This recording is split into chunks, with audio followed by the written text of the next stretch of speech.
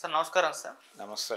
Sir Pawan Kalyan గారి upcoming movie 'Harihara Veeramallu' fever కూడా మొదలైపోయింది sir. దానికి సంబంధించిన సాంగ్స్ రిలీజ్ చేయడం మనం చూస్తున్నాం. మొన్న గ్లింప్స్ రిలీజ్ చేశారు 'మాట వినాలి'కి సంబంధించి. ఇవాళ సాంగ్ అయితే రిలీజ్ అయిపోయింది. మరి సాంగ్ మీకెలా అనిపించింది? అండ్ మొన్న గ్లింప్స్ రిలీజ్ చేసినప్పుడు కేవలం 11 సెకండ్స్ మాత్రమే రిలీజ్ చేశారు సార్. అయితే ఈ 11 సెకండ్స్‌ని హైలైట్ అయ్యి కాస్త సోషల్ మీడియాలో విపరీతంగా వైరల్ కూడా అయింది. సో ఇవాళ సాంగ్ మరి రిలీజ్ చేశారు. మీకెలా అనిపించింది? అంటే పాట వినాలి అనేది కాదండి, మాట మాట వినాలి వినాలి. అనేది పాట. ఈ మాట వినాలి అనే పాట ఆయనే పాడాడు, అవును. పవన్ కళ్యాణ్ గారే పాడారు.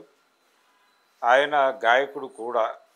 ఆయన గతంలో పాటలు పాడటం మనం విన్నాం. జానీ సినిమాలో పాడాడు, హ్మ్. తర్వాత అత్తారింటికి దారేదిలో పాడాడు. అలాగే ఖుషీ సినిమాలో కూడా కొన్ని పాటలు బిట్ సాంగ్స్ పాడిన చరిత్ర ఉంది ఆయనకి. అవును. బాగా పాడతాడు కూడా. ఫోక్ మీద కమాండ్ ఉంది అతనికి. అలాగే ఫోక్ రైటర్స్తోనూ వాళ్ళతోనూ కూడా కాస్త ఎక్కువ మింగిలైనటువంటి చరిత్ర ఉంది కంపారిటివ్గా ఇతర హీరోలతో పోలిస్తే. ఈయన మాస్టర్జీతోనూ అలాగే గద్దర్ గారితోనూ కొంత దగ్గరగా మసలినటువంటి సందర్భాలు ఉన్నాయి పవన్ కళ్యాణ్. అందుకని మ్యూజిక్ పట్ల, రిథం పట్ల కొంత పట్టుంది అతనికి. అయితే ఈ పాట విన్న తర్వాత కొంచెం ఫామ్ తప్పాడినా అనిపించేలాగా ఉంది. కొన్ని చోట్ల గమ్మకాలు ప్రాపర్గా పలకలేదు, కొంచెం చిన్న తడబాటుకు గురయ్యాడు. అంటే ఈ మధ్య ఆయన ఆ ఏరియాలో లేకపోవడం వలన జరిగిన ఇబ్బంది ఏమో అనిపిస్తుంది. మ్యూజిక్ డైరెక్టర్ గారు కొంచెం ఒక టైం తీసుకుని ఇంకొక టేక్ చేద్దాము, లేకపోతే ఇంకొంచెం ఒక రోజు ప్రాక్టీస్ చేసి రేపు చేద్దాము, ఇలాంటివి ఏదన్నా అని ఉండకపోవచ్చేమో అని కూడా అనిపించింది. ఎందుకంటే ఆయన ఉన్న షెడ్యూల్ రీత్యా వచ్చినప్పుడే పని కానిచ్చేస్తే పోతుంది అనేటువంటి అభిప్రాయంతో లాగించేశారా అనిపించేదిగా ఉంది పాట. కాకపోతే పవన్ కళ్యాణ్ పాడటం అనేది ఒక అడ్వాంటేజు, పవన్ కళ్యాణ్ పాడుతూ ఉండగా వినటం అనేది ఒక అడ్వాంటేజ్. చాలా గ్యాప్ వచ్చేసింది. ఈ గ్యాప్లో ఇది పవన్ కళ్యాణ్ ఫ్యాన్స్ని సినిమా వైపు డైవర్ట్ చేసి సినిమా కోసం ఎదురు చూసేలాగా చేయటం అనేది ఈ పాట రిలీజ్ చేసినప్పుడు రత్నం గారి వ్యూహం. అదైతే వర్కౌట్ అయింది. ఆ మేరకు జనం చూస్తున్నారు దాన్ని, క్యూరియస్గా ఉంది. మూమెంట్ కూడా బాగుంది, వ్యూస్ వస్తున్నాయి బలంగానే. కాబట్టి హరిహర వీరమల్లుకి ఒక పాజిటివ్ ధోరణి మొదలైంది. పాట ఇన్ టోటల్ బాగుంది. అంటే పాటకి ముందు తెలంగాణ యాసలో ఆయన చెప్పే డైలాగులు ఉన్నాయి. పాట కొంచెం ఉత్తరాంధ్ర పద్ధతిలోనే వెళ్ళింది, ఎందుకంటే ఆయనకు అలవాటైన స్టైల్ కాబట్టి దాన్ని అడాప్ట్ చేసి పాట నడిపారు. మన ఇక్కడ ఈ మధ్యకాలంలో ఫోక్ సాంగ్స్ రాస్తున్నటువంటి రైటర్తోనే రాయించాడు, పెంచల్ దాస్తో రాయించారు తెలుగులో. కీరవాణి గారు సంగీతం. కీరవాణి కూడా ఈ పాటకి ఇంకా ఆయన జనరల్గా ఫోక్ చేసేటప్పుడు కొంచెం వినయంగానే పెడతాడు. అదే పద్ధతిలో ఓవర్ బీట్ లేకుండా డిజైన్ చేసి పాటని నీట్గా ప్రజెంట్ చేశారు, బాగుంది. కాకపోతే అదొక్క చిన్న వెలితి. పవన్ కళ్యాణ్ ఇంకొంచెం కాన్సన్ట్రేట్ చేస్తుంటే మంచి పాట అయ్యేది అది డెఫినెట్గా. అది ఒక వెర్షన్. అయితే ఈ సినిమా ఔరంగజేబ్ కాలంలో నడుస్తుంది ఈ కథ. ఔరంగజేబ్ ఢిల్లీ పాలకుడిగా ఉన్న రోజుల్లో ఇక్కడ నవాబుల పాలన, గోల్కొండ నవాబుల పాలన నడుస్తున్నటువంటి సమయంలో ప్రజల కష్టాలు పట్టించుకొని ప్రభుత్వాల మీద తిరగబడేటువంటి, ఇక్కడ ప్రభుత్వము అనగా ఇక్కడ నవాబులు, అక్కడేమో ఔరంగజేబు మీద విస్తృతంగా ఒక ప్రచారం జరిగిపోయింది. ఏమని జరిగింది? ఆయన చాలా దుర్మార్గమైన పాలకుడు అని ఎస్టాబ్లిష్ చేస్తూ శివాజీ క్యారెక్టర్ని హైక్ చేయటం కోసం ఔరంగజేబు క్యారెక్టర్ని ఎంత దిగజార్చాలో అంత దిగజార్చినటువంటి చరిత్ర అందరి బుర్రల్లోకి విపరీతంగా ఎక్కేసి ఔరంగజేబ్ అంటే విలన్ అనే వాతావరణం తీసుకొచ్చేసినటువంటి నేపథ్యంలో ఔరంగజేబ్ కాలంలో ఔరంగజేబ్ మీద తిరగబడ్డటువంటి ఒక యోధుడు అనేసరికి దీని ఇంపాక్ట్ ప్రస్తుతం ఆడియన్స్ అంటే ప్రేక్షకులు ప్రజలు అందరి మనసుల్లో స్థిర నివాసం ఏర్పరచుకున్నటువంటి ఒక అంటే ఔరంగజేబుకి వ్యతిరేకంగా ఉన్న భావాలకి ఔరంగజేబుని వ్యతిరేకించి ఔరంగజేబుని తాట తీసినటువంటి హీరోగా గనక పవన్ కళ్యాణ్ని చూస్తే వీళ్ళ హృదయాలు పులకించి అది వసూళ్లుగా కన్వర్ట్ అయ్యి ఈ సినిమా బాక్సాఫీస్ దగ్గర కొత్త రికార్డులు క్రియేట్ చేస్తుంది అనే ఒక బిలీఫ్తో డిజైన్ చేసినటువంటి కథ ఇది. ఓకే. నిజానికి ఔరంగజేబు నిజంగానే అంత దుర్మార్గుడు అంటే ఔరంగజేబు చివరి రోజుల్లో నెమ్మదిగా ఆయన అధికారం దెబ్బతింటం మొదలైంది. ఇతర దేశాల నుంచి ఇతర దేశాల వర్తకులు భారతదేశం మీద కాన్సన్ట్రేట్ చేసి చొచ్చుకుని వచ్చే ప్రయత్నం సీరియస్గా కాన్షియస్గా జరిగింది ఔరంగజేబు చివరి రోజుల్లోనే. అది ఫ్రెంచ్ వారు కావచ్చు, మరొకళ్ళు కావచ్చు, ఇంగ్లీష్ వారు కావచ్చు, ఫైనల్గా ఇలా పోర్చుగీస్ వాళ్ళు వచ్చారు ఇక్కడికి. వీళ్ళందరూ వస్తున్నటువంటి ఎరా అది ప్రారంభం. అందుకని ఆయన ఔరంగజేబ్ సహాయం కోసం వాళ్ళ గురువు వచ్చాడు ఒకసారి. ఔరంగజేబుకి ఉర్దూ వ్యాకరణం అవి నేర్పాడు ఆయన. ఆయన వచ్చి శిష్యుడిని కలవటం కోసం లోపలికి లెటర్ పంపించారు. ఆయన రియాక్ట్ కాలేదు. ఫైనల్గా ఎదురు చూసి వెళ్ళిపోయాడు. వెళ్ళిపోయిన తర్వాత ఈయన గురువుగారికి ఉత్తరం రాశాడు. రాసి యాక్చువల్గా మీరు వచ్చారని తెలిసి నాకు చాలా కోపం వచ్చింది, మీ మీద చాలా గొడవ పడదాం అనుకున్నాను, కానీ గురువుగారి మీద గొడవ పడటం పద్ధతి కాదని మిమ్మల్ని లోపలికి అలౌ చేయలేదు.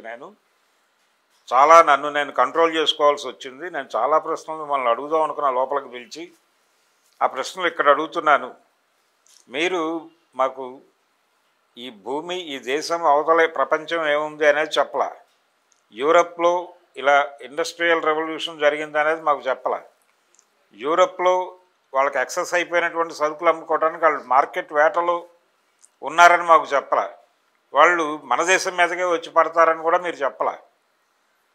ఏమీ చెప్పకుండా మాకేదో ఉర్దూ వ్యాకరణం అవి నేర్పించేస్తే మేము పరిపాలనలోకి వచ్చి ఇప్పుడు వాళ్ళందరితోనూ నానా కష్టాలు అనుభవిస్తున్నాము. ప్రిపేర్ లేకుండా వచ్చాం మేము పవర్లోకి. మాకు జ్ఞానం పెట్టాల్సిన గురువులు మీరు అది ప్రాపర్గా పెట్టలేదు.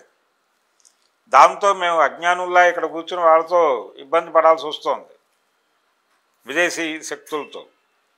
అందుకని ఈ లోపం మాది కాదు, మీదే. అందుకని మిమ్మల్ని ఏదో ఒకటి సీరియస్గానే మీతో గొడవ పడదాం అనుకున్నాను, కానీ గురువు మీద గొడవ పడటం పద్ధతి కాదు కాబట్టి మీకు పర్మిషన్ ఇవ్వకుండా పంపించేశాను. అందుకు ఆనందించండి మీరు. నేను లోపలికి పిలిచి స్ట్రైట్గా మాట్లాడితే పరిస్థితి చాలా దారుణంగా ఉండేది అని ఒక ఉత్తరం రాశాడు. అది చాలా పాపులర్. చాలామంది చాలా సందర్భాల్లో ఔరంగజేబు గురువుకు రాసిన ఉత్తరాన్ని కోట్ చేస్తారు. అంత విషయం ఉన్నవాడు ఆయన. ఔరంగజేబు చాలా దుర్మార్గుడు అనే ఒక యాంగిలే పోర్ట్రేట్ అయింది, కానీ ఆయన సాహిత్య ప్రియుడు, సంగీత ప్రియుడు. ఆయనకి భారతీయ కళల పట్ల చాలా సాఫ్ట్ కార్నర్ ఉంది. ఒకటి ఇక్కడ గుర్తుపెట్టుకోవాల్సింది ఏంటంటే 1000 సంవత్సరాల పైన ఇస్లాం రూల్ నడిచినప్పటికీ ఈ దేశం ప్రజలు హిందువులుగానే ఉన్నారు తప్ప ముస్లింలుగా మారలేదు. మారిన చోట్ల కూడా మళ్ళీ వెనక్కి వచ్చేసారు హిందూ మతంలోకి. రావటం అనేది కూడా అలాగే జరిగింది. ఎలా జరిగిందంటే తెలంగాణలో నిజాం నవాబు గారి ప్రధానమంత్రి ఆయన కొంచెం చొరవ చూపించి మత మార్పిడులు ప్రోత్సహించాడు. కింది కులాల వాళ్ళు మారారు. మారిన తర్వాత దొరలు వాళ్ళని పనుల్లోకి పిలవడం మానేశారు, హిందూ దొరలు. ఎందుకు అంటే మీరు నవాబు గారి మతం కాబట్టి మిమ్మల్ని మీతో పని చేయించుకోవడం ఇబ్బంది, అందుకని పిలవట్లేదు. వీళ్ళు రోజువారీ పొట్ట గడవాలి కదా, మరి మీరు పనికి పిలవకపోతే మేము చచ్చిపోతాం కదా పస్తులుండి అంటే అది మీ కర్మ, మాకేం సంబంధం, నవాబు గారి బంధువులతో మేము ఇళ్లలో పని చేయించుకుంటామా అన్నారు వీళ్ళు తెలివిగా. మరి ఏం చేయాలయ్యా పనిలోకి రావాలంటే మతం మళ్ళీ మారండి. వెంటనే ఆర్య సమాజ్ వచ్చి శుద్ధి చేసి వీళ్ళని మళ్ళీ హిందువులుగా మార్చి, హిందూ దళితులుగా, హిందూ మాలలుగా, హిందూ మాదిగలుగా మార్చి మళ్ళీ బానిసలుగా వాళ్ళు ఇలాగ పంపించారు. ఇది జరిగింది తప్ప మెజారిటీ హిందువులుగా ఉన్నారు అనేది వాస్తవం, అది ఫ్యాక్ట్, ఎవరూ కాదనలేని సత్యం. అందుకని ఇలాంటి నేపథ్యం ఉంది ఈ కథలో. ఇది పాయింట్ ఆయన తీసుకుంది. ఈ పాయింట్ మీద సినిమా నడిపితే వర్కౌట్ అవుతుంది. నేషనల్ మూడ్ అలా ఉంది. ఈ సినిమా ఇప్పుడు కాదు, మొదలైంది 5 ఏళ్ల క్రితం గొడవ ఇది. 5 ఏళ్ల క్రితం మూడ్ వరల్డ్ అంటే Indian public mood towards right politics ఉన్నాయి, టువర్డ్స్ హిందుత్వ ఉంది అనే ఉద్దేశంతో డిజైన్ చేసిన కథ ఇది. ఇప్పుడు పవన్ కళ్యాణ్ పవర్లో ఉన్నాడు. ఆయన ఈ మధ్య సనాతనం ఇవన్నీ మాట్లాడుతున్నాడు. సో ఈ సనాతన ప్రవచనాలకి దాంతోపాటు ఆ మధ్య ఆయన తీసుకున్నటువంటి దీక్ష, ప్రాయశ్చిత్త దీక్షలు, వీటన్నిటికీ కనెక్ట్ అయ్యేటువంటి ఆడియన్స్కి ఈ సినిమా కూడా కనెక్ట్ అవుతుంది, హరిహర వీరమల్లు కూడా. అందుకని ఈ మధ్యకాలంలో పవన్ కళ్యాణ్ చేసిన విన్యాసాలకు వచ్చిన రెస్పాన్స్ మీద హోప్స్ పెట్టుకుని ఉన్నాడు ఆయన, ఏం రత్నం గారు. ఇది తెలుగు రాష్ట్రాలకు సంబంధించి. Non Telugu audience, rest of India audience ముందుకు కూడా ఈ సినిమా పట్టుకెళ్తున్నారు. ఎందుకు పట్టుకెళ్తున్నారంటే ఇది ఔరంగజేబుకి వ్యతిరేకంగా జరిగిన ఉద్యమం కాబట్టి మెజారిటీ హిందూ ఓటర్లు ప్రేక్షకులుగా మారి మన గల్లాపేటలో డబ్బులు వేస్తారు అనేది ప్రోగ్రాం. ఓకే, అందుకని ఈ సినిమాని పాన్ ఇండియా లెవెల్లో రిలీజ్ చేస్తున్నారు. అన్ని భాషల్లోనూ ఈయనే పాడాడు. ఇది ఒక ప్లస్ పాయింట్ నిజానికి.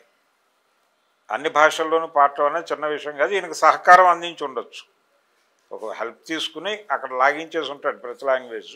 అయినప్పటికీ ఆ మేరకు సాహసం చేయటం పవన్ కళ్యాణ్ ప్రత్యేకత అనే చెప్పాలి. ఇలా ఈ పాట మార్కెట్లో మంచి రెస్పాన్సే రాబట్టుకుంటోంది. ఈ మూవీ సక్సెస్ మీద ఆయన భవిష్యత్తు ఆధారపడింది, ఏం రత్నంది. అందుకని ఈ సినిమా ఆయన్ని గట్టెక్కించాలని కోరుకుందాం.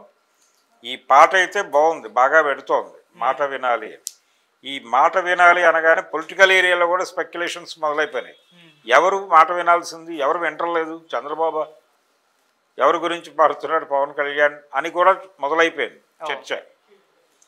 ఎవరు మాట వింటలేదు, ఎవరు మాట వినాలని డిమాండ్ చేస్తున్నాడు. ఈ పాత్రను అడ్డం పెట్టుకుని ఎవరి మీద పొలిటికల్ వార్ చేస్తున్నాడు ఆయన. అది జగన్నా లేకపోతే చంద్రబాబుని టార్గెట్ చేస్తున్నాడా అనే చర్చ ఒకటి జరుగుతుంది.